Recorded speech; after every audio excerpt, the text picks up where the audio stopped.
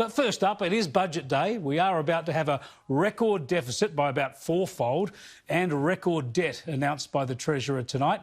We'll have it all here live on Sky News, of course. But Labor leader Anthony Albanese, I thought, actually made a very good point about all this earlier today. This is a question for the government.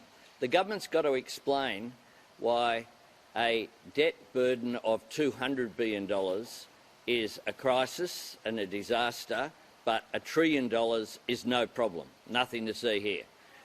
The government needs to explain the contradiction and the fact that it for years has spoken economic nonsense.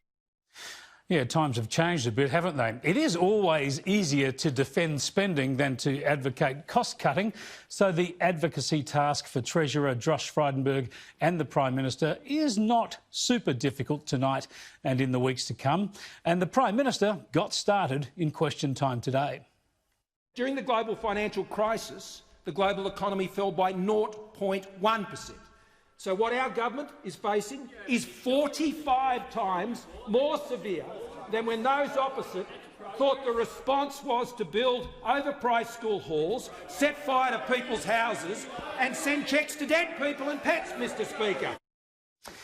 Yep, the challenge is much greater and the borrowing much bigger for Scott Morrison and Josh Frydenberg.